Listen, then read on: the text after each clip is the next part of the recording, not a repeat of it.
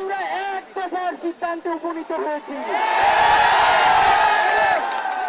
এই সরকার কোনোভাবে আর এক মিনিট ক্ষমতায় থাকার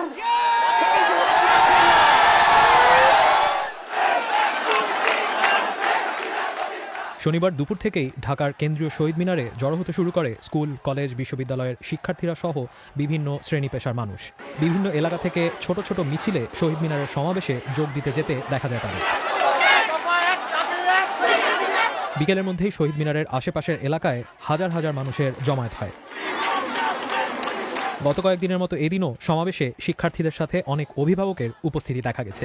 ছেলে মেয়েদের ভিতরে যে জানা পাচ্ছে যে তার ভাই বোন মারা যাচ্ছে, ঘরে থাকতে পারতেছে না, এখন আমরাও পারতেছি না, এই কারণে চলে আসছি, ওদের নিয়ে চলে আসছি, যা হয় হবে।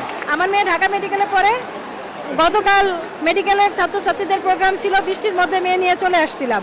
এখন আসলে কারোই ঘরে বসে থাকা সম্ভব না। শনিবার সকালে বাংলাদেশের প্রধানমন্ত্রী শেখ হাসিনা আন্দোলনকারীদের সাথে আলোচনার কথা বলেন। তবে শহীদ মিনার এলাকায় উপস্থিত বিক্ষোভকারীদের অধিকাংশই সরকার প্রধানের পদত্যাগ দাবি করেন। আর যে মানুষটাকে আমরা চাই না, তার কাছে কিছু চাই না।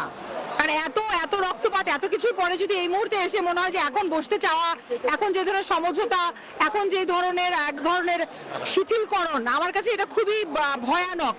ঢাকায় শহীদ মিনার ছাড়াও মিরপুর, রামপুরা, যাত্রাবাড়ি, ধানমন্ডি, গুলশান সহ বিভিন্ন এলাকায় আন্দোলনকারীদের সমর্থনে মিছিল বের করে বিভিন্ন শ্রেণী পেশার মানুষ। এসব জায়গায় পুলিশ ও আওয়ামী লীগ কর্মীদের উপস্থিতি থাকলেও মিছিল বা সমাবেশে বাধা দিতে দেখা যায়নি তাদের। তবে ঢাকার বাইরে কুমিল্লা, সিলেট সহ কয়েকটি জায়গায় পুলিশ ও আওয়ামী লীগ কর্মীদের সাথে আন্দোলনকারীদের সংঘর্ষ হয়েছে। কুমিল্লা জেলা স্কুলের সামনে থেকে সকাল 10টায় বিক্ষোভ মিছিল বের করে শিক্ষার্থীরা। মিছিল নিয়ে শিক্ষার্থীরা রেসকোর্স এলাকায় পৌঁছালে তাদের ওপর হামলা করে আওয়ামী লীগের কর্মীরা। এ সময় শিক্ষার্থীদের লক্ষ্য করে পুলিশ ছড়াগুলি ছোড়ে বলে জানায় স্থানীয় সাংবাদিকরা। এতে অন্তত 10 জন গুলিবিদ্ধ হওয়ার খবর পাওয়া গেছে। দুপুরে সিলেটের চৌহাট্টা পয়েন্টে আন্দোলনকারী শিক্ষার্থীদের বিক্ষোভে পুলিশ টিয়ারশেল, রাবার বুলেট ও সাউন্ড গ্রেনেড ছুড়ে ছত্রভঙ্গ করার চেষ্টা করে। এ সময় শিক্ষার্থীরা বিভিন্ন পয়েন্টে অবস্থান নিয়ে পুলিশকে লক্ষ্য করে ইটপাটকেল ছোড়ে। এই ঘটনায় একজন পুলিশ সদস্য সহ প্রায় অর্ধশত শিক্ষার্থী আহত হয়েছেন।